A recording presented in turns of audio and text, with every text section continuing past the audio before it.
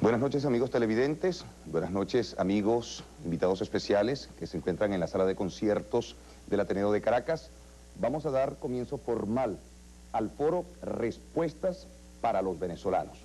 En este caso, para hablar de las motivaciones, para hablar del objeto y de los propósitos de estos 4 foros que vamos a realizar a partir del día de hoy y hasta el día jueves, por organización del Ateneo de Caracas, con el apoyo y el respaldo de Verevisión.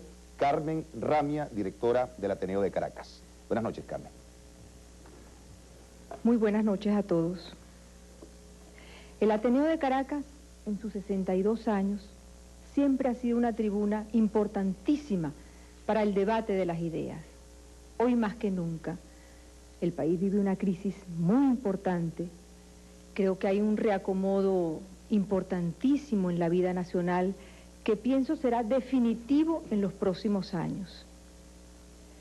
Es por esta razón que hemos considerado de importancia suprema el iniciar esta serie de encuentros.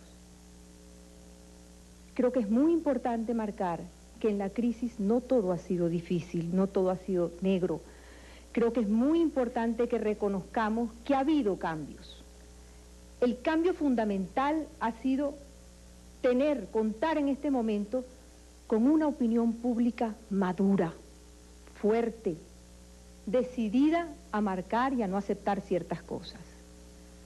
En esa misma línea, la opinión pública exige, pide que los políticos tengan una nueva manera de hacer política, que vivan en una forma mucho más profesional y que, sobre todo, atiendan en una forma mucho más importante a los venezolanos, con mucho más respeto, diría yo. Basta ya de tantos insultos y de tanta descalificación. El país está exigiendo un espacio donde se debata con altura. Es por eso que con la cercanía de las elecciones hemos entendido que es importante diseñar un espacio que permita que los candidatos, en este caso con mayor opción, puedan enfrentarse de alguna manera con un panel que de alguna manera también será intermediario entre lo que suponemos que son las inquietudes de los electores y el candidato presidencial. Estoy segura que vamos a contribuir de una manera muy importante con lo que los electores esperan del país. Quiero aprovechar la oportunidad para agradecerles a todos, a los candidatos presidenciales y a los panelistas, por la confianza que han depositado en el Ateneo de Caracas para la realización de estos eventos. A Venevisión, por su apoyo, por el espacio que nos están ofreciendo para que millones de venezolanos puedan enfrentarse a lo que los candidatos piensan en relación a los problemas más importantes del país. Y quiero hacer un reconocimiento muy especial a Alba Revenga, que ha sido pilar fundamental en la realización de estos eventos. Muchísimas gracias. Bien, muchas gracias a Carmen Ramia. Amigos, evidentemente que la organización de un evento de esta naturaleza requiere de reglas para, de alguna forma, obtener imparcialidad, objetividad y equilibrio. Las reglas han sido establecidas en reuniones previas con los comandos, con representantes de los comandos de campaña. Y en este caso hay reglas del juego para los panelistas y reglas del juego para el candidato presidencial. En lo que se refiere a los panelistas, dispondrán de 2 rondas de preguntas y en cada una de esas rondas los panelistas intervendrán una vez y plantearán cada uno una pregunta, una interrogante. Tendrán hasta 30 segundos para exponer, para realizar, desglosar y formular sus criterios. El candidato presidencial dispondrá de 5 minutos para responder cada una de las preguntas que formulan los que integran el panel de 5 personas que va a compartir desde hoy lunes 4 de octubre hasta el jueves 7 de octubre. Si por alguna circunstancia los panelistas pasan de 30 segundos en la formulación de sus preguntas, sonará un timbre de advertencia que dirá: ha concluido usted el tiempo de su exposición, o para usted el tiempo de su exposición.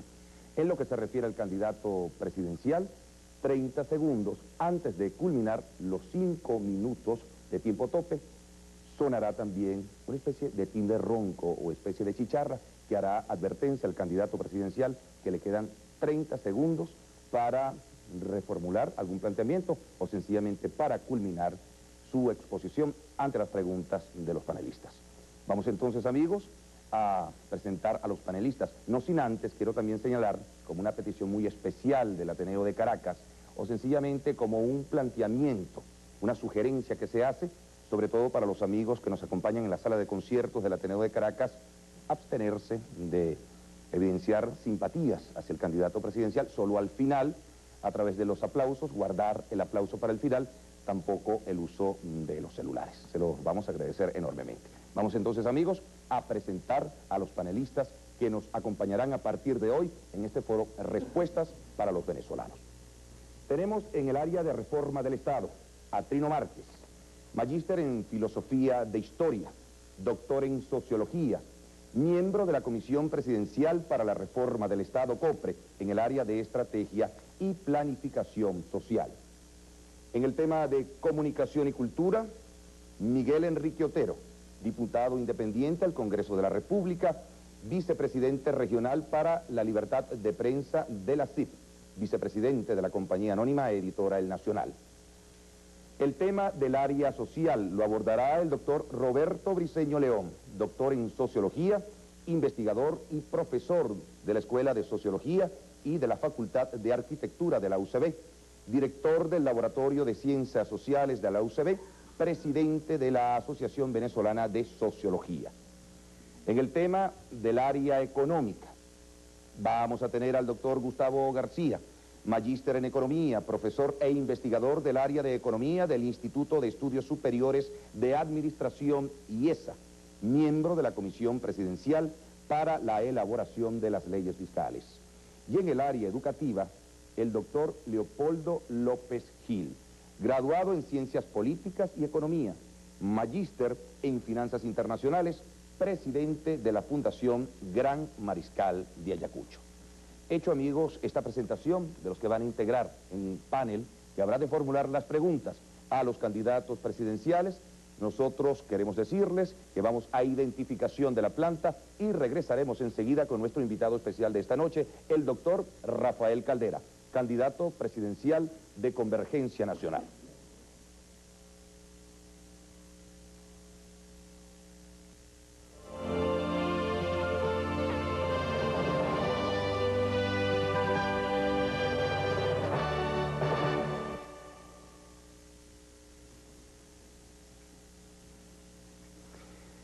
Bien, amigos, comenzamos entonces con nuestro invitado muy especial de esta noche en la apertura, el doctor Rafael Caldera, candidato de Convergencia Nacional en este foro Respuestas para los Venezolanos. Buenas noches, doctor Rafael Caldera. Buenas noches. Bien, comenzamos con la primera pregunta. En el área de Reforma del Estado, el doctor Trino Márquez, presidente de la Comisión para la Reforma del Estado. Doctor Caldera, uno de los problemas más graves que tiene el país es la inseguridad personal y jurídica. Los órganos de seguridad del Estado, así como los órganos de administración de justicia del Estado venezolano, se ven desbordados, se ven incapacitados de enfrentar este gravísimo problema que afecta a toda la nación. Mi pregunta es, ¿cuáles son las medidas que usted tomará en el Ejecutivo Nacional para frenar el auge de la delincuencia y combatir la inseguridad personal? ¿Y cuáles son las medidas que promoverá para el Poder Judicial, para que la administración de justicia, para que los órganos de administración de justicia funcionen más eficientemente y mucho más eficazmente que lo que lo hacen ahora? Se habla mucho y con razón en Venezuela en estos días del cambio de las estructuras, de la reforma del Estado. Habría que hablar también dentro de la reforma del Estado de la reforma de la administración. Con frecuencia, cuando existe una crisis como la que tiene Venezuela, se le suele inculpar a las formas y no se hace suficiente énfasis en la responsabilidad de las personas. Creo que en este momento vale la pena recordar una frase del Libertador que tiene más actualidad que nunca, cuando dijo en el discurso de Angostura, los códigos, los sistemas, los estatutos, por sabios que sean, son obra muerta que poco influyen en las sociedades. Hombres virtuosos, hombres patriotas, hombres ilustrados constituyen las repúblicas. El cambio fundamental que está reclamando el país es el de una promoción de hombres irresponsables y corruptos que han llevado a Venezuela a la situación en que está. Pero indudablemente que el cambio institucional es indispensable. Usted ha mencionado el problema grave de la seguridad personal que llena de angustia a los venezolanos que no se sienten seguros ni siquiera en la intimidad de sus hogares, que pueden ser víctimas de atracos que en su mayoría quedan impunes a la luz del día, cosa que indica que algo está funcionando indebidamente en los cuerpos de seguridad. Yo considero que la tarea de enfrentar la delincuencia es una de las más graves, de las más urgentes que va a tener el próximo gobierno. Y supone un esfuerzo muy grande, combinado, que comienza por examinar la intimidad de los cuerpos policiales, de los cuerpos de seguridad. Una vez dije que todos los cuerpos de seguridad estaban infiltrados por la delincuencia y eso se ha comprobado de una manera eficiente. Hay que además realizar un programa de desarme. No pueden continuar extendiéndose armas de toda clase que entran al país, pero para desarmar la población se necesita no una acción epiléptica, sino un esfuerzo sistemático, muy firme, muy decidido. Y que el ciudadano que tenga necesidad de tener un arma o quiera estar protegido en su casa, que la empadrone debidamente para que si ocurre algo con esa arma se pueda establecer la responsabilidad del propietario. Los cuerpos de seguridad tienen que modificarse y es un gasto en medio de la crisis fiscal que tiene el Estado. Habrá que hacer el gasto necesario para agilizar, para modernizar los servicios de prevención y de represión. Pero el servicio de prevención reclama no las simples radiopatrullas que en el tráfico de Caracas y de las grandes ciudades son incapaces de perseguir a alguien que ha cometido un atraco o un delito. Tiene que haber agilidad motorizada, un sistema de intercomunicación a distancias relativamente breves, un mecanismo verdaderamente ágil, moderno, en el cual hay que hacer un gran esfuerzo. Se han dado algunos pasos en este sentido, pero indudablemente es mucho lo que tiene que hacerse. Y en materia judicial, realmente hay que tomar medidas de naturaleza extraordinaria. Yo propuse dentro de la comisión bicameral que estudió la reforma de la Constitución una fórmula, la Alta Comisión de Justicia, una comisión no burocrática, integrada por representantes de la sociedad civil, de los más variados sectores, y que pudiera tener el poder extraordinario de destituir a cualquier magistrado, por alto que sea su nivel, cuando tengan la convicción de que no está cumpliendo a cabalidad sus deberes. Si no se acepta esta fórmula, que se ofrezca otra, pero que no se deje al papeleo la sanción o la destitución de los funcionarios corruptos. En general los corruptos se la saben todas, no dejan huellas. Se castiga a los que cometen infracciones menores. A los verdaderamente delincuentes, reconocidamente delincuentes, no les afecta nada. Y el papeleo hace que queden impunes. Yo creo que es necesario a fondo enfrentar esta situación en la reforma constitucional, que es la primera tarea que debe tener el próximo Congreso. Bien, para el área de Comunicación y Cultura, interviene ahora el doctor Miguel Enrique Otero. Doctor Caldera, uno de los valores más atropellados en los últimos tiempos es la libertad, en todos sus aspectos. Le voy a preguntar sobre la libertad de expresión. Los dos últimos presidentes constitucionales, demócratas confesos, en sus campañas electorales daban todo tipo de garantías al libre flujo de información. Sin embargo, una transformación ocurrió en ellos cuando llegaron a la presidencia y empezaron a cometer errores y los medios a publicar esos errores. Arremetieron contra los medios. Usted es un demócrata. ¿Cómo le garantiza al país que va a mantener la libertad de expresión durante su mandato si gana las elecciones? La libertad de expresión es algo fundamental y la importancia que los medios de comunicación han tomado en los últimos tiempos en Venezuela es indudable.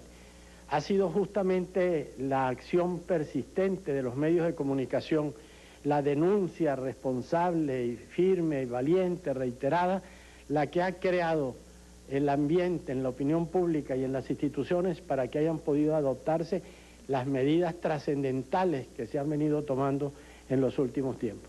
Ahora, es cierto que la libertad de expresión del pensamiento, la libertad de información están sujetas a muchas amenazas. Amenazas a veces directas, a veces indirectas, porque hay a veces funcionarios gobernantes que se ufanan de que respetan la publicación de todo aquello que vaya contra ellos, pero por vías indirectas, una serie de martingalas, de procedimientos indebidos, tratan de amenazar, de agredir o de, en cierta manera, dañar, perjudicar a los periodistas que hacen uso de su derecho. Yo sostengo la necesidad de garantizar esta libertad, no solo la libertad de expresión del pensamiento, que es la libertad de opinión, sino la libertad de información, que fue uno de los puntos fundamentales que incluimos en el proyecto de reforma constitucional que desgraciadamente feneció cuando lo agarró la rutina parlamentaria y cuando sin ninguna especie de planteamiento previo, sin ninguna especie de apertura hacia el diálogo, se introdujeron una serie de modificaciones que los medios de comunicación consideraron agresivos, peligrosos para su propia entidad. Venezuela sigue todos los días con mucha atención todas las denuncias que se formulan, sigue las actividades que se realizan en los diversos órdenes, en el orden empresarial a través de la Sociedad Interamericana de Prensa, en el orden profesional a través del Colegio Nacional de Periodistas y de sus ramificaciones y sus vinculaciones en países extraños. Pero lo que más se está defendiendo, pienso yo, la libertad de información y la libertad de opinión en Venezuela es el propio pueblo, es la opinión pública. Los medios de comunicación han logrado ser ya no el cuarto poder, como se decía tradicionalmente, sino un verdadero poder, un poder que es capaz de mover a los que de una manera u otra han resistido. Las situaciones que hemos vivido recientemente son en gran parte ejemplares.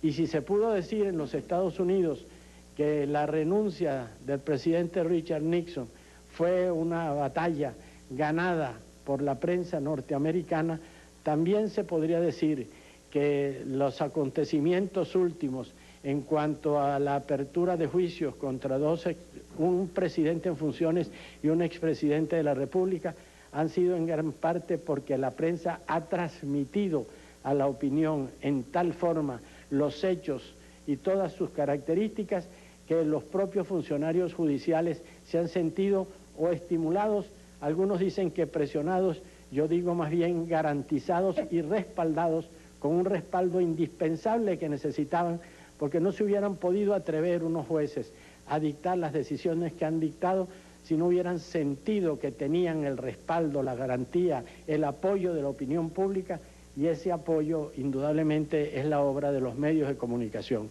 Yo garantizo, y esto lo puede decir cualquiera, pero depende de quién lo diga y de la confianza que merezcan sus palabras, porque en Venezuela en este momento lo que está de por medio es la sinceridad, la autenticidad de las palabras. Dijo un día el doctor Maza Zavala en una de las jornadas de diálogo y consulta que hemos tenido para analizar los problemas del país, no solo se trata del mensaje, sino del mensajero. Y es la seriedad, la autenticidad, la honestidad, la veracidad del mensajero, de quien hace la promesa, lo que puede constituir una verdadera garantía para los periodistas venezolanos y para toda Venezuela. Bien, amigos, en esta primera ronda de preguntas, el área social interviene con su interrogante, el doctor Roberto Briceño León. Doctor Caldera, usted en su campaña ha propiciado los programas sociales y ha criticado la reforma económica, el paquete económico. Algunas personas piensan que la reforma económica y la reforma social son incompatibles, no pueden armonizarse. ¿Cree usted que la reforma económica que necesita el país y la reforma social son incompatibles? De no serlo así, ¿cómo podría usted armonizarlas en su gobierno? Así como creo que no se puede lograr el bienestar social sin una economía sana, así sostengo también que no puede hablarse de una política económica sana para un país cuando sus efectos son los que estamos contemplando nosotros. Un inmenso costo social, en el cual las estadísticas más confiables revelan que más de la mitad de la población vive en estado de pobreza y que más de una quinta parte de la población se halla en situación de pobreza crítica, es decir, que todos los ingresos del núcleo familiar no alcanzan siquiera para comprar los alimentos de la cesta básica, como si no hubiera otras necesidades que cubrir. Yo pienso que es necesario orientar la política económica de Venezuela hacia una idea de desarrollo con equidad, como dijera el ministro Fox en Chile, de desarrollo con justicia social. Es necesario darse cuenta de que no puede ser que cada vez más los beneficios se acumulen en manos de una pequeña minoría, mientras al mismo tiempo el costo social agrava la situación en una gran mayoría. Es lo que he planteado con relación al actual impuesto para el valor agregado, que recae sobre el consumidor, y el consumidor está agobiado por la situación, por el costo de vida. El salario real ha disminuido sensiblemente y estadísticas muy serias, producidas por gente muy vinculada a los organismos del Estado, indica que el salario real ha bajado a un nivel comparable al de los años 40, después de todo el derroche de dinero que se hizo cuando el precio del barril de petróleo subió de $2 a 14. Esta política social tiene que ser inherente a la propia política económica, porque yo no creo que la política social sea una especie de complemento que se le da a la población para que pueda más o menos soportar o sentirse aliviada de los daños causados por la política económica. Yo desde luego estoy de acuerdo en que es necesario ante la situación actual el acudir a los subsidios, que tienen mucho de populismo, porque los propios que se erigen en denunciantes contra todo lo que signifique populismo, bueno, se ven obligados a fomentar la beca alimentaria y una serie de disposiciones que en cierta manera tiendan a aliviar la situación de los que más sufren. Pero es que la política social tiene que ser resultado mismo, inherente mismo de la política económica. No puede ser una especie de aditamento complementario para tratar de disminuir sus efectos. Eso no conduciría nunca a un resultado satisfactorio. Por esta razón, yo pienso que hay que hacer una revisión a fondo de esa política. Desde luego que no puede considerarse, yo no creo que es legítimo considerar que sea acertada o conveniente una política que produce los daños que está en este momento experimentando Venezuela. Los indicadores sociales son alarmantes. Las cifras dadas por el mismo Banco Mundial, que ha hecho estudios en unión a la Oficina Central de Estadística e Información, son verdaderamente bochornosos, amargan, causan profundo sufrimiento. Cómo aumenta la desnutrición infantil, cómo aumenta la carencia de recursos indispensables, la crisis de la vivienda, los servicios fundamentales, el agua, por ejemplo, que es una necesidad tan esencial. No entiende uno que haya podido deteriorarse en tal forma la situación del país.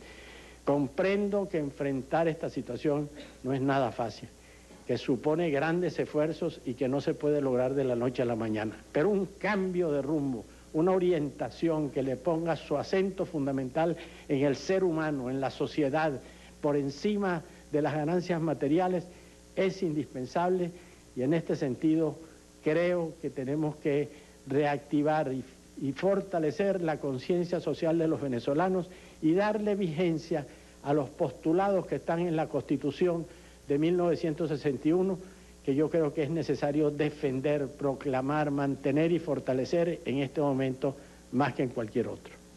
Bien, amigos, continuamos con nuestra primera ronda de preguntas. Le toca el turno ahora al área económica, el doctor Gustavo García, profesor del IESA. Doctor Caldera, usted ha expresado serios desacuerdos con la política económica ejecutada desde 1989. Sin embargo, usted mismo y algunos de sus asesores han manifestado que algunas de estas políticas son irreversibles y que no podrían o no serían necesariamente modificadas. Mi pregunta es la siguiente: ¿cuáles serían en concreto las políticas que usted cambiaría y cuáles mantendría? Particularmente en el área del control de precios, política cambiaria, monetaria y apertura comercial. Indudablemente, la política económica iniciada en 1989 como una consecuencia de los graves errores económicos cometidos en los 3 periodos de gobierno anteriores, tiene que ser revisada a fondo. Ahora, de que de esa política hay medidas, como dije, que son irreversibles, algunas tal vez convenientes, otras tal vez inconvenientes, pero que han creado una situación tal que un próximo gobierno se vería con las manos atadas para poderlas cambiar. Por ejemplo, usted me pregunta cuáles. Indudablemente la disminución, la desaparición, la eliminación de Recadi, del sistema de cambios diferenciales fue una buena medida. En eso habrá que reconocerlo. Hay en cambio otras medidas que fueron por lo menos precipitadas en materia de tumbar todas las barreras arancelarias en relación a la producción agropecuaria, que tenía en Venezuela una protección como la tienen en los Estados Unidos, como la tiene la Comunidad Europea, como la tiene en el Japón, porque al fin y al cabo en el mundo actual los agricultores y criadores son objeto de un tratamiento especial por razones diversas, no por la que dicen algunos partidarios de la ortodoxia neoliberal, de que no han sido capaces de producir en una forma competitiva. Yo pienso, por ejemplo, y lo he dicho alguna vez, que los productores de quesos en Suiza son expertos y no se les puede llamar ineficientes y sin embargo tienen una protección del Estado. O los productores de trigo en Estados Unidos no se les puede llamar tampoco incompetentes, que tengan miedo a la competitividad. Sin embargo, hay un sistema de protección. La televisión nos ha traído muchas veces escenas violentas en Francia en que los agricultores, los productores de vinos, los criadores protestan contra la intención de privarlos de la protección que tienen. En Venezuela, la política económica iniciada en 1989 quiso desmantelar toda la protección para los agricultores y criadores. Ahí entiéndanse ustedes como puedan, y el que no pueda sobrevivir, que busque otra cosa que hacer. Yo escuché a un respetable profesor de los más auténticos voceros de la concepción neoliberal decir: si el maíz que producimos aquí lo producimos más caro que en los Estados Unidos, pues que no produzcamos maíz y que lo traigamos de los Estados Unidos. Si ese criterio se hubiera establecido en los países europeos, en el Japón o en los propios Estados Unidos, la situación del mundo sería muy diferente. Hay una serie de cosas que hay que cambiar.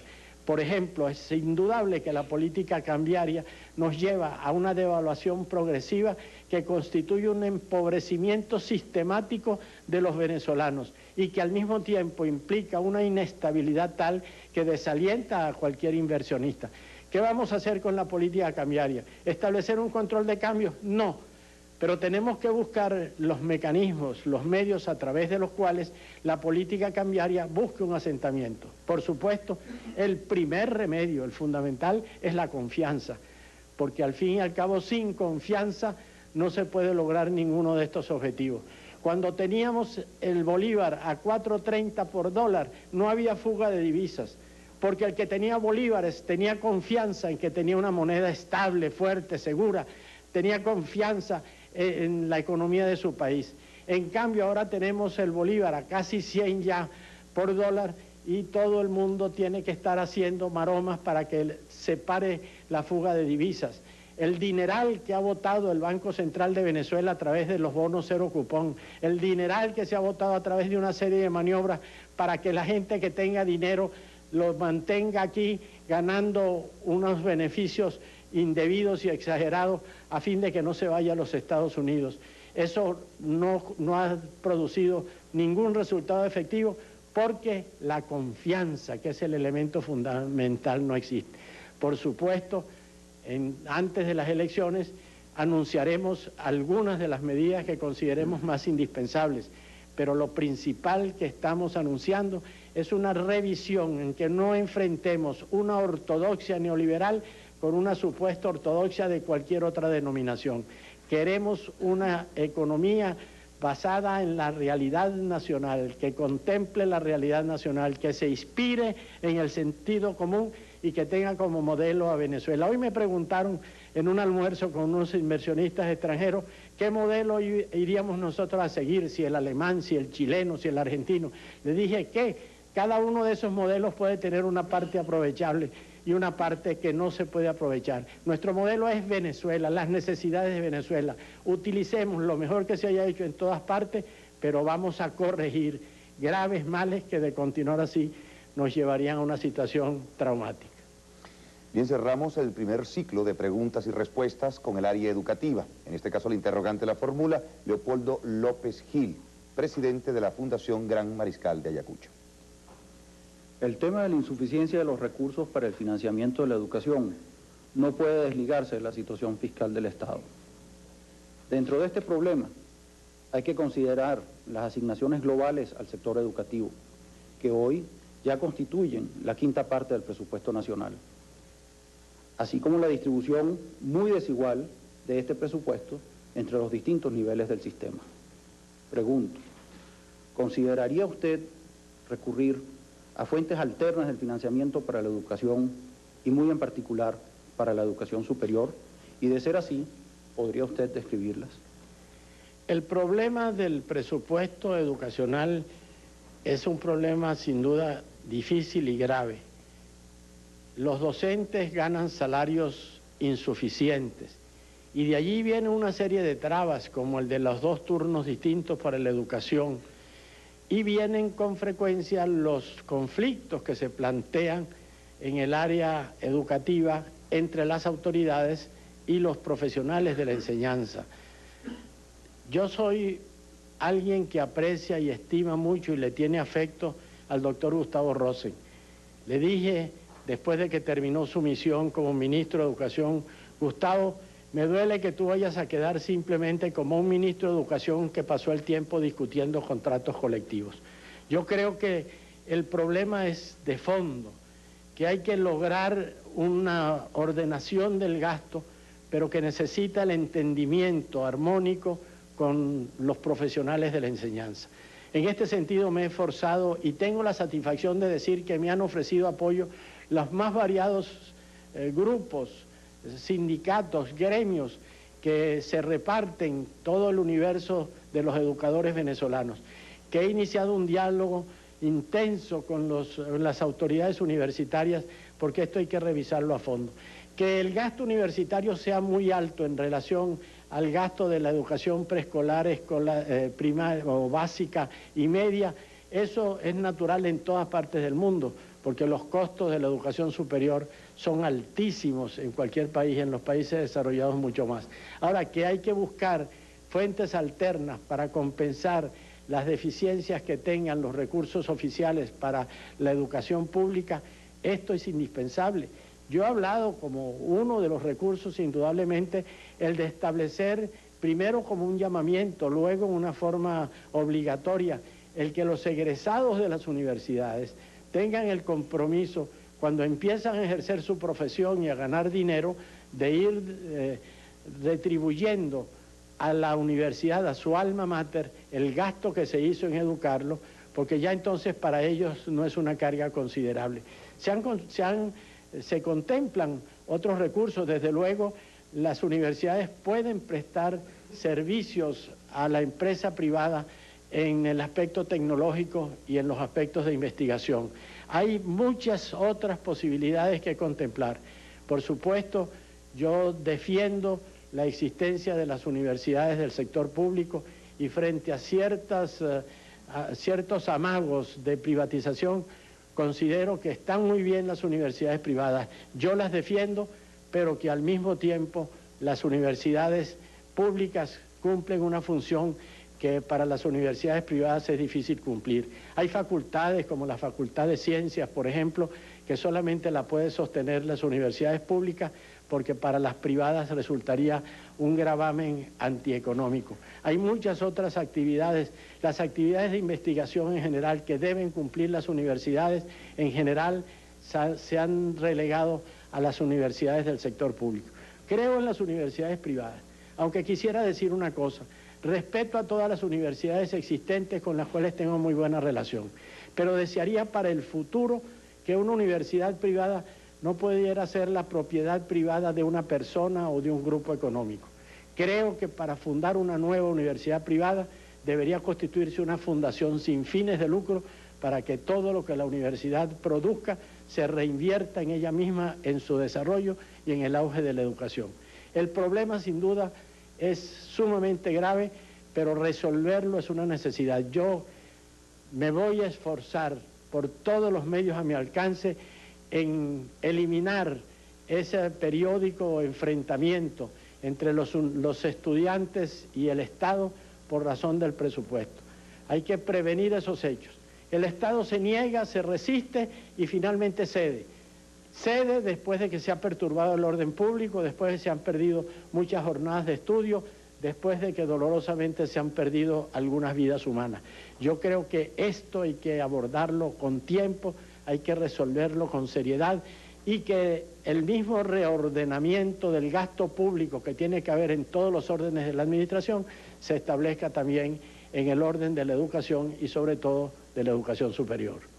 Bien, muchísimas gracias al doctor Caldera por ofrecer respuestas a esta primera ronda de preguntas de los panelistas que nos acompañan esta noche. Amigos, nosotros vamos a regresar enseguida con todos ustedes, con nuestro invitado especial, el doctor Rafael Caldera, candidato de la Convergencia Nacional, en este foro que ha preparado el Ateneo de Caracas con el apoyo y el respaldo de Venevisión. Respuestas para los venezolanos.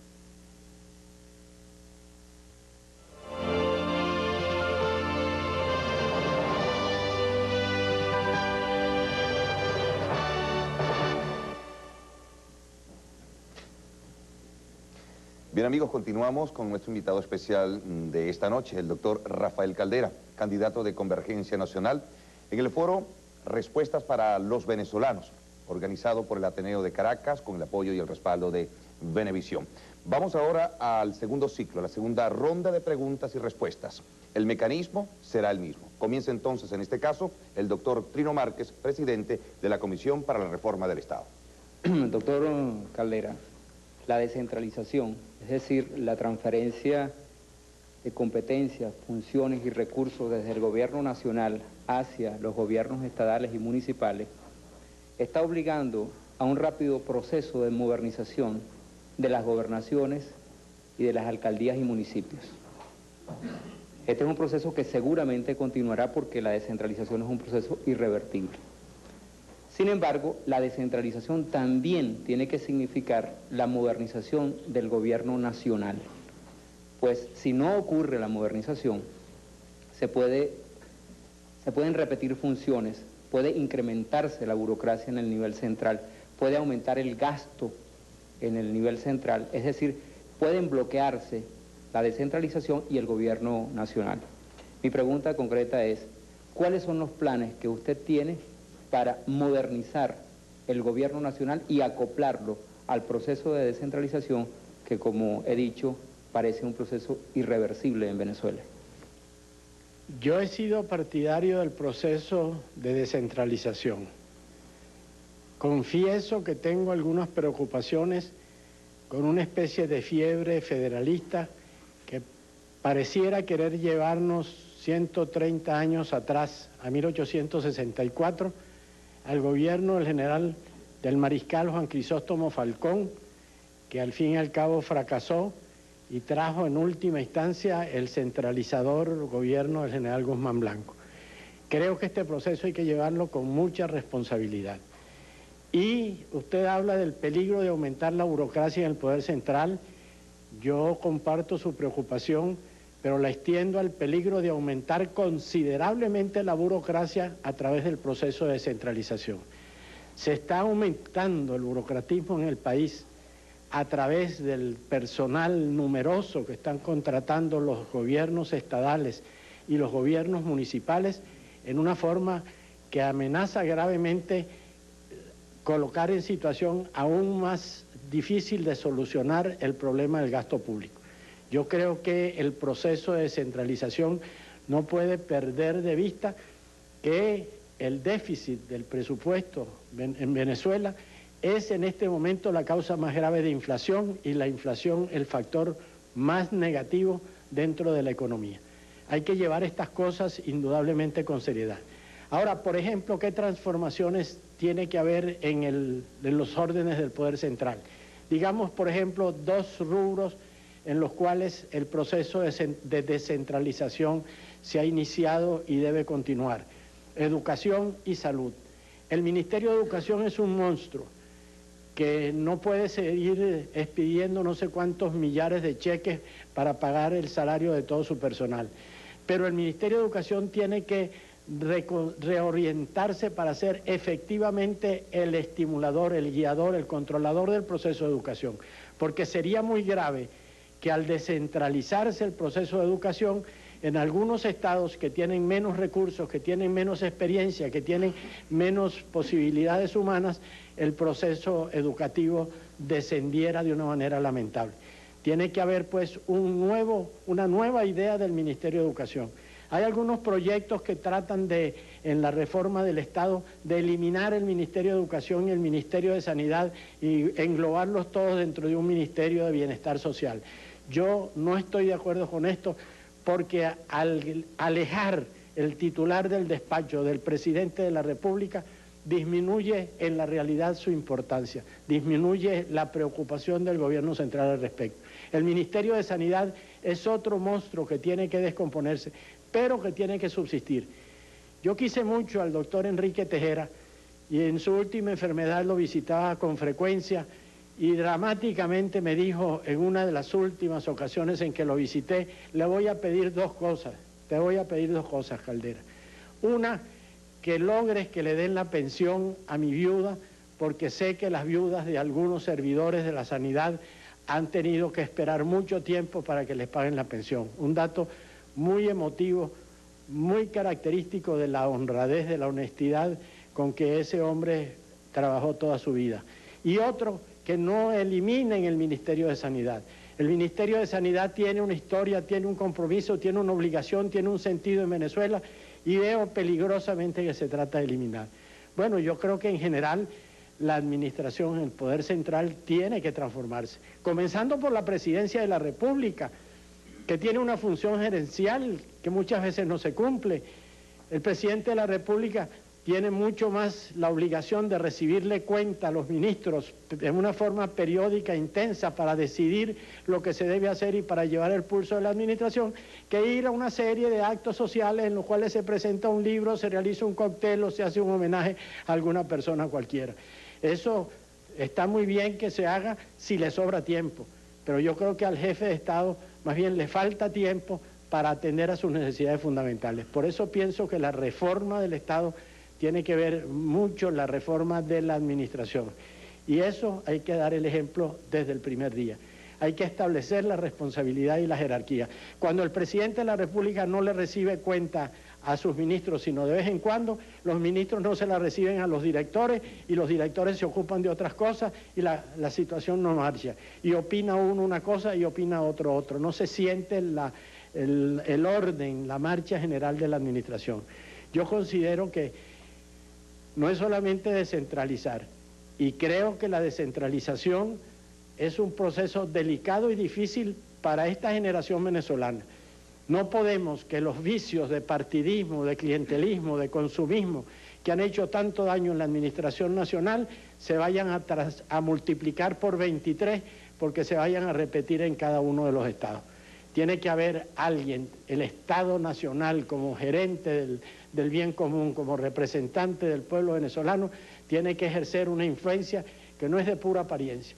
Yo creo que el país quiere un gobierno que gobierne para todos, un gobierno que gobierne para reconstruir este país que está deshecho en el orden moral, en el orden material y en el orden social. Yo no quiero ser un presidente simplemente para presidir desfiles militares, para recibir las cartas credenciales de los embajadores y para distribuir el dinero del petróleo. Yo creo que Venezuela quiere un presidente que se ocupe de los servicios públicos. Y al ciudadano venezolano le importa menos saber quién es el que le va a atender su necesidad de educación, su necesidad de trabajo, su necesidad de salud, sino que lo que más le interesa es que se le haga en una forma correcta, en una forma eficiente. Eso es lo que yo pienso que en este momento está sintiendo la inmensa mayoría de los venezolanos. Bien, continuamos entonces, amigos. De nuevo la pregunta, la interrogante de Miguel Enrique Otero, en el área de comunicación y cultura. En los últimos años, la crisis ha perjudicado a la mayoría de los sectores de la sociedad venezolana. Sin embargo, se ha visto un resurgimiento en el sector cultura. Ha habido una institucionalización del sector, se han habido aportes importantes a organismos del interior del país, de las regiones, ha habido una gestión mucho más profesional, inclusive se han aprobado 4 leyes en los últimos tiempos que configuran un marco legal para el sector. Esas son las bases para un resurgimiento cultural del país. Si usted ganara las elecciones, ¿cómo utilizaría ese marco institucional ya creado para que se beneficien las masas del país en el área cultural? Bueno, la conducta, la respuesta corriente de los candidatos presidenciales cuando le hacen estas preguntas es muy fácil. Yo voy a impulsar, yo voy a proteger, yo voy a ayudar. Pero en realidad yo considero que la cultura no es un aditamento a la realidad nacional, es algo inmerso dentro de la propiedad, dentro de la sociedad, de la realidad nacional. La literatura, la plástica, la poesía, la música constituyen elementos integrantes de la propia realidad nacional. El folclore que se ha despertado en todas partes y que lo veo con inmensa satisfacción y orgullo. Te pudiera decir algo, Miguel Enrique. Tu madre, María Teresa Castillo, una mujer a la que admiro mucho, siempre dice: el Ateneo de Caracas tiene este edificio porque se lo hizo Rafael Caldera. Ese teatro Teresa Carreño está ahí porque lo decidió, lo inició, dejó la estructura hecha el gobierno de Rafael Caldera. Fueron muchos los ateneos en toda Venezuela que tuvieron el apoyo y que fueron inaugurados durante aquel periodo en el cual había muy poco dinero, porque los economistas que han estudiado la materia me han asegurado que lo que percibía el Estado por cada barril de petróleo que se explotaba eran 80 centavos de dólar. Era una cantidad que parecía miserable. 14.000 millones de bolívares fue el último presupuesto, que no llegué a manejar sino 2 meses y medio, y ahora el presupuesto es de 1.200.000 millones de bolívares. Yo creo que con buena voluntad, tratando de reordenar el gasto, porque habrá que hacer un esfuerzo para recortar el gasto público para poder cubrir el déficit fiscal, pero reordenando el gasto y aprovechando la buena voluntad y la cooperación, porque la cultura en Venezuela, iba a decir, es silvestre. La gente provee elementos todos los días y a pesar de las dificultades enormes de los costos, porque las revistas extranjeras cuestan horrores, los libros cuestan horrores, cualquier obra pictórica, cualquier obra escultórica cuesta horrores. Sin embargo, le producen a uno todos los días cosas que le dan satisfacción. Yo pienso que si Venezuela tiene un destino en el mundo, un aspecto muy importante es el aspecto del desarrollo cultural. Y sería antipatriótico, sería desconocedor de la realidad y las posibilidades del país no darle todo el apoyo que se pueda. Comprendo que las limitaciones van a ser muy grandes y que las promesas que se formulen ahora tienen que ser muy cuidadosas, porque hay el peligro de que uno se ponga a ofrecer y después no pueda realizar. Pero yo siento que entre las primeras prioridades que indudablemente se tienen que atender es esto. Por otra parte, se ha logrado en buena medida algo que es fundamental, que es la armonía entre el estímulo, la protección del Estado y la libertad de creación, la libertad del artista, la libertad del escritor, la libertad del servidor de la cultura. En ese sentido, Esto hay que mantenerlo y fortalecerlo, es decir, que no se pierda ese movimiento propio de cada uno de acuerdo con su gusto, con su conciencia, con su corriente, y que al mismo tiempo tenga las facilidades que el Estado le pueda prestar para que su obra sea realizada, para que se divulgue y para que aparezca en los escenarios nacionales e internacionales. Yo en esta materia siento también, Miguel Enrique, que es mucho lo que se puede hacer. Y considero un hecho interesante, sin duda, y significativo y tal vez simbólico, el que este cuestionario que se le está haciendo a candidatos presidenciales sea precisamente en el Ateneo de Caracas, que es una fuente, una sede, una casa llena de voluntades, de esfuerzos y de simpatías para el desarrollo de la cultura en Venezuela. Bien, retomamos ahora el tema social y en este caso formula su pregunta el doctor Roberto Briceño León. Doctor Caldera, ante la crisis de la prestación de los servicios de salud se han planteado dos grandes medidas. Una de ellas es cambiar el énfasis de la atención terciaria de los hospitales a la atención primaria de salud. Inclusive algunos técnicos recomiendan pasar casi el 50% del presupuesto de los hospitales a la atención primaria de salud. Y una segunda medida es garantizar la participación de las comunidades en estos servicios, no como mano de obra barata, sino como dolientes, como vigilantes de la prestación de los servicios, como directivos mismos de los ambulatorios y de los hospitales. ¿Estaría usted de acuerdo, doctor Caldera, con estas tendencias? Usted ha planteado dos cosas muy importantes y en torno a las cuales hay bastante consenso. Por una parte, la queja de los que conocen bien el problema de la salud es que se ha dado poca atención a la medicina preventiva y sobre todo a la medicina ambulatoria, a la que evita que se recarguen los pacientes sobre los hospitales con inconvenientes para su funcionamiento y costos inmensamente mayores de los que habría. La participación de las comunidades, por otra parte, ha sido ensayada con éxito.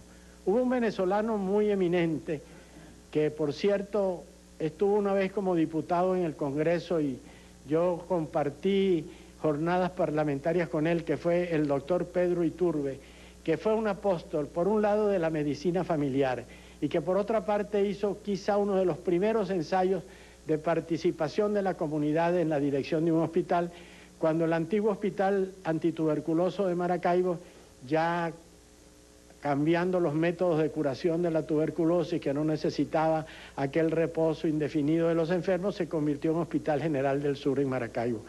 El doctor Iturbe fue un apóstol, pero dejó muchos discípulos. Y son muchos los especialistas en materia de salud pública que reconocen que la medicina familiar, que la medicina ambulatoria por una parte, y que la participación de las comunidades en la gerencia de los hospitales es muy necesaria, porque la comunidad cuida lo suyo y la presencia de la comunidad evita los robos que se hacen, personas desgraciadamente del personal y algunas veces hasta del personal médico, dolorosamente hay que reconocerlo, y del personal paramédico y del Servicio General de los hospitales que colocan a los pacientes en la inopia y que llegan a la bochornosa situación de que un paciente tenga que llevar su propia ropa de cama, sus propios instrumentos, su propia vajilla, sus propios medicamentos. Esto indudablemente que mejoraría mucho si la comunidad estuviera bien representada allí. Este tema de la salud lo he estado estudiando con mucha devoción, con mucha generosidad y con mucho patriotismo, un equipo grande de especialistas en la medicina, en diversos órdenes, que han sido coordinados y que algunos de los cuales han aparecido en las jornadas de diálogo y consulta que hemos venido realizando para preparar la oferta programática. Una oferta programática que tendrá que ser necesariamente escueta, no demasiado detallada, pero que plantee las cuestiones fundamentales. Porque tengo la idea de que el pueblo está fatigado de que cada candidato presidencial en cada oportunidad de elecciones le dé, como dicen algunos, un libreto telefónico donde están los catálogos de todos los problemas y las supuestas soluciones que se van a aplicar. Yo creo que será necesario sobre la marcha ir confrontando las orientaciones fundamentales que se tienen con la realidad. El presidente Clinton llevó a su programa de gobierno, que fue muy escueto, el tema de la salud para todos los americanos. Y 8 meses después de haber tomado posesión, porque tomó posesión en enero, y en el mes de septiembre ha expresado, después de un largo periodo de consultas de una comisión, que por cierto fue presidida por su esposa, su tesis en materia de salud. Se ha presentado ante el pueblo norteamericano con autoridad, con experiencia, explicando de una manera concreta y precisa lo que se va a hacer. Y ha causado una tremenda impresión. Después de haber perdido bastante popularidad por diversas razones en oportunidades anteriores, ha subido su popularidad. Bueno, yo pienso que en realidad un gobierno responsable y serio tendrá que abocarse desde el gobierno con las orientaciones fundamentales que plantea en su orientación programática, las soluciones que son difíciles pero indispensables, porque una de las necesidades más agobiantes que están confrontando los venezolanos en la actualidad es el de la atención hospitalaria, el costo de las medicinas y el costo de los servicios de salud. Bien, retomamos el tema del área económica nuevamente en este caso, en esta segunda ronda de preguntas, plantea sus interrogantes o su interrogante el doctor Gustavo García. Doctor Caldera, muchas encuestas señalan que una de las principales preocupaciones de los venezolanos es el alto costo de la vida, y diversas personalidades han señalado que la inflación es el principal problema a resolver en el próximo periodo. Algunas de estas personalidades piensan que la revaluación del bolívar sería la solución del problema, quizás sin pensar las consecuencias que esto tendría en las reservas internacionales del Banco Central. Otros señalan que la causa de la inflación es el déficit fiscal y que la rigidez del gasto público obliga a aumentar la tributación interna. Mi pregunta es la siguiente: ¿cuál sería su política en el próximo quinquenio para reducir el déficit fiscal y la tasa de inflación en Venezuela? Esta es una de las materias que estamos estudiando con más seriedad, y debo decir también que cuento con un equipo muy valioso de economistas, algunos de ellos muy calificados desde el punto de vista académico y otros con una gran experiencia en la vida de Venezuela. Entendemos que, como usted lo dice, el problema de la inflación es un problema central.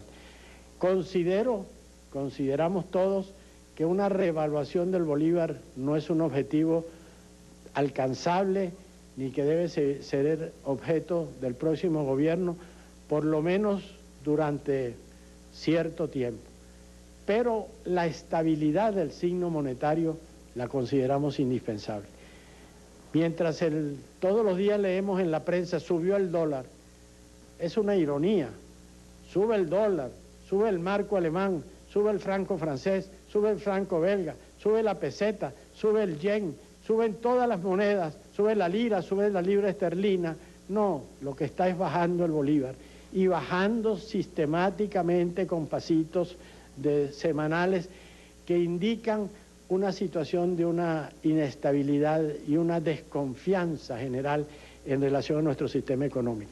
Estabilizar el signo monetario debe ser un objetivo que no se puede lograr por medios artificiales y que requiere como elemento fundamental la confianza.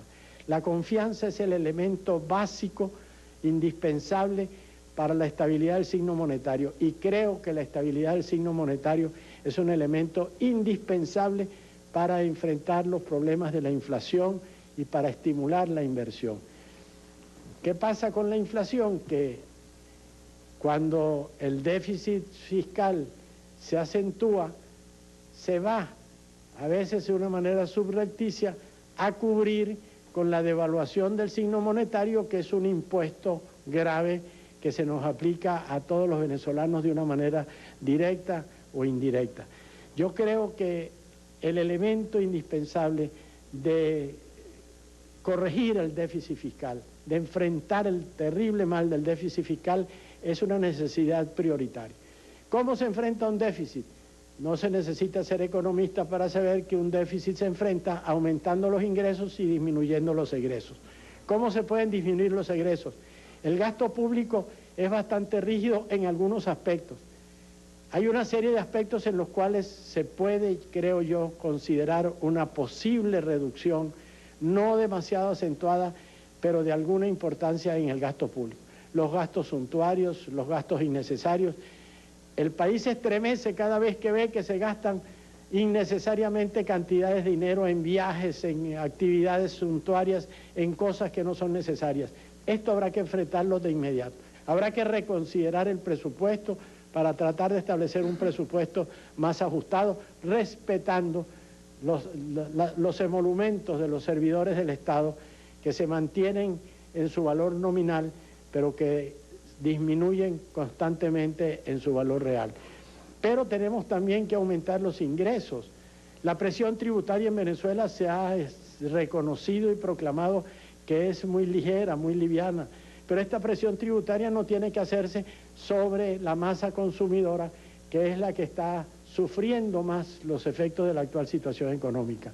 Es necesario revisar esta situación, es necesario que los que tengan más contribuyan más al sostenimiento del Estado, es necesario revisar el sistema tributario.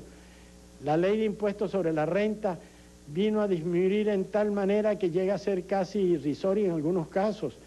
Yo creo que es perfectamente lógico el que la presión tributaria alcance niveles más razonables, pero especialmente que peche más a los que están en mejores condiciones de contribuir. Esta es una tarea difícil y que reclama la confianza de la comunidad, porque si el país no tiene su confianza en el gobierno, difícilmente acepta las medidas y los sacrificios que habrá necesidad de exigir. Pero yo sí creo que el equilibrio del déficit fiscal viene a traer como consecuencia la estabilidad del signo monetario, que no continúe este proceso de evaluación que hasta lo consideramos afrentoso para el país, porque esa moneda lleva el nombre del Libertador y es doloroso ver que esa efigie del Libertador cada día vale menos frente a las otras monedas del mundo. Yo creo que en esta materia habrá un gran esfuerzo que hacer y cuento con que habrá gente preparada, gente consciente, patriotas, responsables, que buscarán las mejores fórmulas para poder enfrentar esta situación. Primero, el déficit fiscal, que supone una revisión del presupuesto y del sistema tributario. Y luego, ya estabilizado en este aspecto el país, emprender las otras obras y actividades que la nación está reclamando. Bien, cerramos esta segunda y última ronda de preguntas y respuestas en el área educativa, formulando su interrogante Leopoldo López Gil, presidente de la Fundación Gran Mariscal de Ayacucho. Toda sociedad debe formar y entrenar a sus miembros para el desempeño adecuado de las tareas conducentes al bienestar y desarrollo común. Durante su presidencia se instrumentaron políticas innovadoras en la formación de técnicos, intentando articular el proceso educativo con las exigencias de la producción. Este proceso ha sido considerado poco exitoso, dado que los egresados no disfrutan ni de continuidad académica ni del reconocimiento adecuado en el mercado de trabajo. Doctor Caldera, ¿cómo reformaría usted el subsistema de educación técnica? El subsistema de la educación técnica es fundamental. Por de pronto es necesario elevar su nivel, porque cuando la educación técnica solamente arrancaba de los 6 grados de la instrucción primaria elemental, se colocaba en condiciones de inferioridad que fueron dañinas para el país. La idea de elevar la formación técnica a una rama que sería la continuidad de lo que es ahora la educación básica, que llega hasta los 3 primeros años de lo que era antes la educación secundaria, y que pueda abrir camino incluso para que los técnicos graduados, si tienen la oportunidad, adquieran grados en la educación superior, es indispensable. A mí me parece esta materia muy importante, muy fundamental. Y me voy a referir a un tema que se suele tratar con frecuencia en una forma muy superficial. Es el tema de las antiguas escuelas técnicas que empezaban con el 6º grado de educación. Hubo un estudio muy serio que se realizó al respecto, que se realizó en un gobierno anterior al mío, que consideraba esto inconveniente, que sugería que al técnico se le diera una formación mayor, dándole por lo menos acceso al primer ciclo de la enseñanza secundaria. Esto trajo como consecuencia la sustitución de las escuelas técnicas por un segundo ciclo de la educación secundaria que debía tener una gran variedad, que debía adaptarse a las realidades de cada una de las regiones del país. Regiones costeras, regiones agropecuarias, regiones mineras, cada una de las cuales debería tener las especialidades que fueran necesarias para darle personal necesario y que es indispensable, porque tenemos el obrero manual, tenemos el técnico superior, pero nos falta ese elemento intermedio que es indispensable. Lamentablemente, este ensayo fue interrumpido cuando terminó mi gobierno y no fueron dotados los establecimientos de las suficientes oportunidades para formarse en estos estudios. En el año de 1977, yo entregué la presidencia en el año de 1974. 3 años después, del 69 al 74, se realizó un estudio pedido por el Ministerio de Educación sobre esta materia.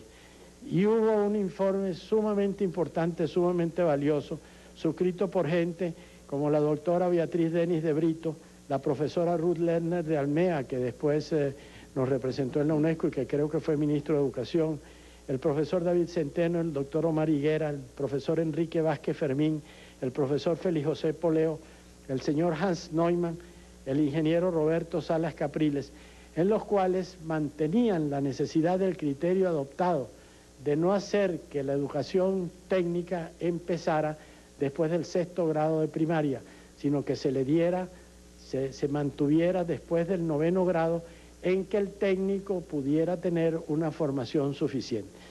Hay una serie de frases al respecto sumamente interesantes. Pretender especializar alumnos a este nivel cuando ni siquiera han terminado su crecimiento físico y enviarlos al mercado de trabajo constituiría un retroceso de unos 50 años en educación por lo menos y un irrespeto al principio de igualdad de oportunidades de tan sentida esencia democrática por el que tanto se ha luchado en nuestro país. Hubo desgraciadamente una interrupción. Yo he pedido a los educadores que están conmigo, que son muchos y de diversas corrientes, estudiar a fondo este problema, porque si hubiera necesidad de volver a las escuelas técnicas a partir del 6º grado, bueno, si dijeran que era indispensable para el país, yo lo haría. Pero todos están de acuerdo en que lo que hay que hacer es desarrollar a partir del 9º grado, que es lo que ahora constituye la educación básica, estudios diversificados con suficientes laboratorios, con suficientes instrumentos como para que puedan atender las necesidades del país.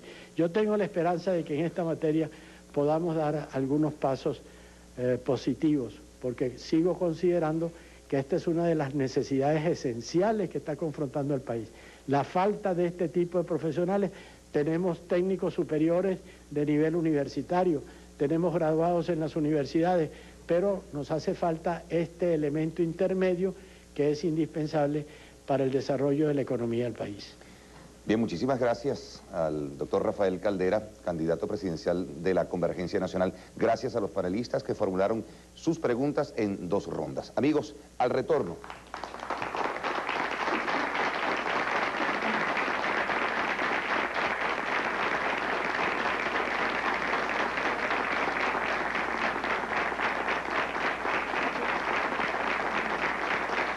Al retorno, amigos, el mensaje final. En este caso que sirve de epílogo a esta primera oportunidad de conversar con los 4 principales candidatos a la presidencia de la República, esta vez con Rafael Caldera, candidato de la Convergencia Nacional. Repito entonces, al retorno estaremos con el mensaje final de Rafael Caldera con un tope de hasta 5 minutos. Vamos a la identificación de la planta.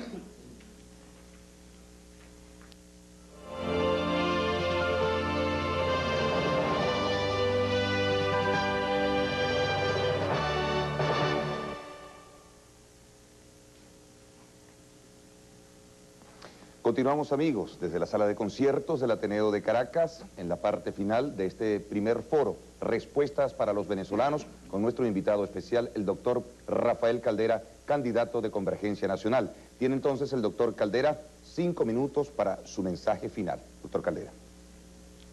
Yo quiero dar las gracias al Ateneo de Caracas por esta invitación que me da la oportunidad de exponer algunos puntos de vista que considero de gran importancia, responder los planteamientos de tan distinguido panel. Quiero valerme de la oportunidad para insistir ante los venezolanos de que estamos viviendo un momento excepcional. El hecho de que a mi edad esté enfrentando esta responsabilidad no es simplemente por seguir una aventura deportiva. Es que creo que el país está reclamando de todos nosotros un esfuerzo considerable, decidido, porque estamos en un peligroso momento en que se pueden perder todas las ganancias morales, sociales y de toda índole obtenidas a través del proceso de democratización de Venezuela. Debemos recordar que cuando se estableció el régimen democrático en Venezuela, en 1958, habíamos tenido muy poco tiempo real de disfrute de las libertades y de los derechos ciudadanos, y que mucha gente pensaba que era ilusorio lograr en Venezuela el establecimiento definitivo de un sistema democrático de libertades con gobiernos civiles elegidos por el pueblo y con compromiso y responsabilidad ante la población en general. El haberlo logrado parece una proeza, y el que se pueda perder por torpezas, por errores, por injusticias, por abusos, por la corrupción, que ha sido el mal que ha devorado la realidad venezolana en los últimos tiempos, es una amenaza que tenemos que enfrentar, y cada uno está obligado a dar lo que pueda para enfrentar esta situación. Yo creo que en este momento Venezuela está pidiendo un esfuerzo de todos nosotros, y yo estoy dispuesto a ofrecerle mi lealtad a los principios, mi sinceridad, mi conducta al servicio de las necesidades colectivas, con errores, con defectos, porque no soy perfecto, pero con una voluntad siempre de servir de una manera decidida a Venezuela. El problema de la violencia cotidiana, el problema de la corrupción generalizada, el problema de la ineficiencia de los servicios públicos, todos estos problemas se van combinando para crear en no pocos venezolanos una situación de desesperanza que nos puede llevar a muy graves situaciones. Frente a esto, yo estoy dispuesto a luchar, y yo le ofrezco a todos mis compatriotas una voluntad de servicio, un deseo de responder a las necesidades colectivas, de tratar de buscar a los mejores elementos, especialmente dentro de las nuevas generaciones, para, por encima de delimitaciones partidistas, por encima de sectarismos que tanto daño le han hecho al país, conjugar voluntades para enfrentar los problemas que son muy graves, que son muy difíciles y a los cuales tenemos que responder con mucha decisión y con mucha capacidad. Yo tengo una gran fe en mi país. Yo quiero mucho esta tierra. Soy por muchas generaciones un venezolano de toda la vida y de toda la historia. He entregado mi vida al servicio público. Me eduqué íntegramente en Venezuela. Nunca he pasado más de 3 meses continuos fuera de mi país. He tratado de responder a la angustia, a las necesidades, a las esperanzas de este país. Yo he venido a esta lucha con fe, con la convicción de que en este momento decisivo para Venezuela sí hay voluntades dispuestas a sumarse por encima de las barreras ideológicas, por encima de las diferencias de toda índole, para hacer prevalecer el gentilicio venezolano, la común necesidad de poner todas las energías en el orden del servicio a la nación. Y tengo una gran fe en esta materia. Me siento realmente complacido cuando veo en la gente sencilla que este mensaje es recibido. Un mensaje que no es artificioso, que no está buscando muchas fantasías, sino que quiere responder a las angustias que están en todos los corazones venezolanos, a las angustias que están en todas las familias, para responder con firmeza, con decisión, con mucho optimismo, con mucha fe.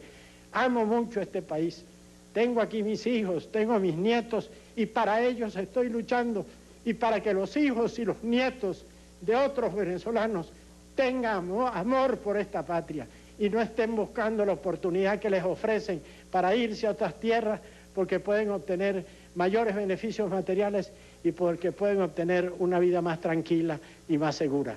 Yo estoy seguro de que este mensaje es el que está en el corazón, en la conciencia de todos mis compatriotas, y por eso tengo fe en esta lucha. Siento que este mensaje es un mensaje que llega porque va de corazón a corazón. Espero que este esfuerzo que se está realizando aquí en el Ateneo de Caracas sirva para aclarar las conciencias, para aclarar los rumbos y sobre todo para despertar la fe de los que la han perdido, para estimular a los que están todavía remisos, para sumar las voluntades. Sí podemos, vamos a realizarlo. Creo en Venezuela, tengo fe en mi país, tengo fe en los elementos humanos, en los recursos humanos de esta patria, y creo que estimulándolos, alentándolos, orientando la vía hacia el porvenir, vamos a lograr una victoria indispensable para que podamos ganar con derecho el acceso al siglo XXI. Muchas gracias. Bien, muchísimas gracias al doctor Rafael Caldera, candidato de Convergencia Nacional.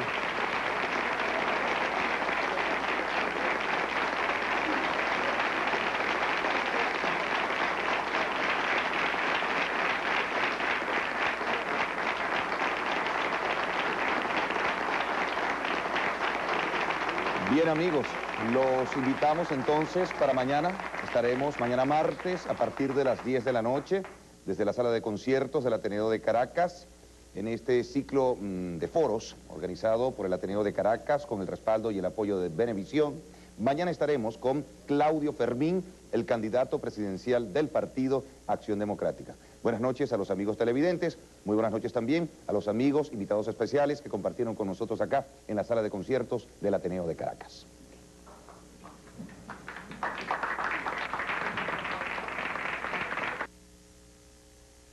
El Ateneo de Caracas y Venevisión presentaron Respuestas para los venezolanos.